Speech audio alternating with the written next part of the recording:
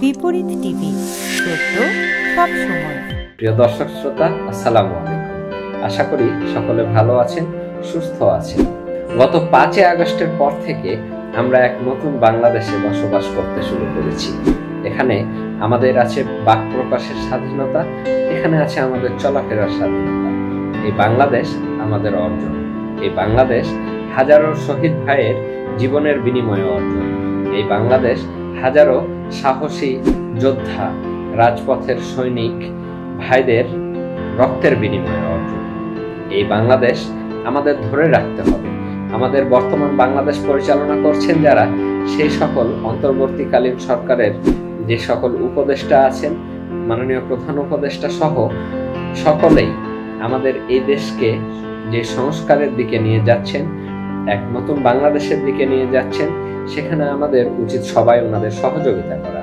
আপনি আমি যদি আজকেই নিজেদের সকল দাবি নিয়ে এই সরকারের কাছে রাস্তায় জড়ো হতে থাকি, ওনারা কোনোভাবেই সামনে এগিয়ে যেতে পারবে না। আর ওনারা যদি না আগায়, তাহলে একটা জিনিসই মনে রাখবেন, আপনি পিছিয়ে যাচ্ছেন, কারণ আপনার হয়েই প্রতিনিধিত্ব করছেন ওনারা।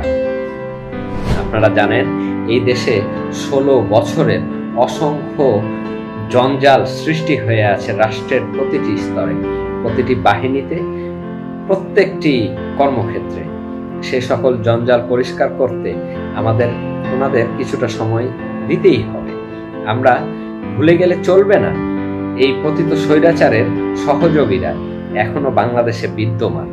তারা ঘাপটি মেরে নিজের চেহারা পরিবর্তন করে প্রশাসনে অবস্থান করছে। তারা কখনোই চাইবে না যে আপনি সফল হন। আপনার সফলতা আপনার হাতেই, আপনার সফলতা আপনাকে অর্জন করতে হবে। এই জন্য আপনাকে এই অন্তর্বর্তীকালীন সরকারকে সহযোগিতা করতে হবে। প্রত্যেককেই আইন শৃঙ্খলা বাহিনীর সহযোগিতা করে আইন শৃঙ্খলা পরিস্থিতি আমাদের উন্নতি করতে হবে। এর বিকল্প আর কিছু নেই। আমরা যদি প্রত্যেক দিন নিজের নিজের দাবি নিয়ে আজকে সচিবালয়ে, কালকে শাহবাগে, পরশুদিন অন্য কোথাও জড়ো হতে থাকি, তাহলে আমরা এক চুলো এগোতে পারবো না। মনে রাখবেন, যখন একটা দেশে ভালো সিস্টেম বজায় থাকে, তখন সকলেই উপকৃত হয়। আপনারা হয়তো জানবেন, আমাদের দেশ ঋণে জর্জরিত করে গেছে সেই পতিত স্বৈরাচার। সেই সকল বৈদেশিক ঋণ নিয়ে দেশের টাকা পাচার করে আমাদের পঙ্গু করে গেছে। আমাদের এই অর্থনীতিকে তুলে একটা জায়গায় নিয়ে যেতে হবে, যেখানে নিয়ে গেলে আপনার আমার সকলের ভবিষ্যৎ সুন্দর হয়। আমরা অবশ্যই মনে রাখব, আমাদের সেই 16 বছরের জঞ্জাল নিশ্চয় 16 দিনে দূর হয়ে যাবে না। আমরা সকলেই বর্তমান সরকারকে সহযোগিতা করি।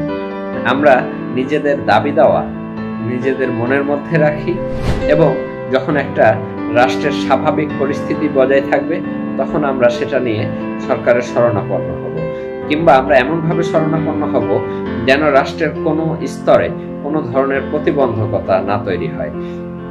সাথে আমরা এটাও খেয়াল রাখবো, আমাদের পতিত স্বৈরাচার যেই দেশে অবস্থান করছে, সেই দেশ আমাদের পতিত স্বৈরাচারের পক্ষের কেউ যেন কোনোভাবে আপনাকে আমাকে বিশৃঙ্খল একটা পরিস্থিতির দিকে ঠেলে না দিতে পারে।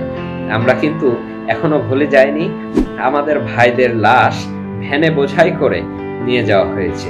আমরা কিন্তু এখনো ভুলে যাইনি স্নাইপার শট দিয়ে রাস্তায় আন্দোলনকারী ভাই বোনদের কিভাবে পাখির মতো গুলি করা হয়েছে। আমরা যদি এগুলো না ভুলে যাই, তাহলে অবশ্যই আমাদের এই পরিস্থিতিটাকে নিজেদের নিয়ন্ত্রণে রাখার জন্য, সরকারের নিয়ন্ত্রণে রাখার জন্য, আইন শৃঙ্খলা পরিস্থিতি স্বাভাবিক রাখার জন্য সবাইকে নিজ নিজ জায়গা থেকে দায়িত্ব পালন করতে হবে।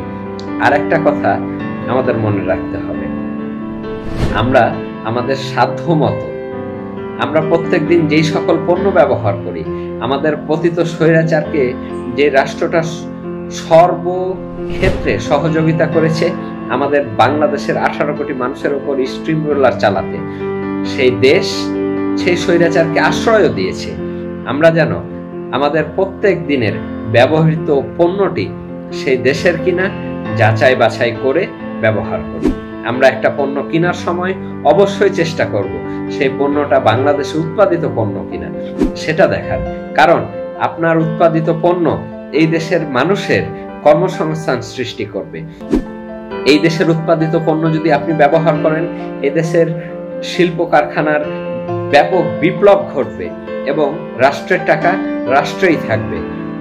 আমরা আমাদের দেশকে সমৃদ্ধশালী করতে গেলে যেমন তিলে তিলে নিজের দেশকে নির্মাণ করতে হবে, ঠিক তেমনি আমাদের দেশের অর্থগুলা দেশের বাইরে কিভাবে চলে যায় সেই জিনিসটাও আমাদের মাথায় খেয়াল রাখতে হবে। আমরা আশা করি সকলেই মিলিতভাবে নিজের নিজের জায়গা থেকে একটু একটু সচেতনতা গ্রো করি, ধীরে ধীরে আমরা এগিয়ে যাই, দেশটাকে সামনের দিকে এগিয়ে নিয়ে যাই। আমার দেশ যেন আমার সকল ধরনের প্রয়োজন মেটাতে পারে। এই জন্য আমরা আসুন নতুন বাংলাদেশ বিনির্মাণে সবাই একটু সচেতন হই এবং বর্তমান এই সরকারকে, অন্তর্বর্তীকালীন সরকারকে আমরা সকলে সহযোগিতা করি।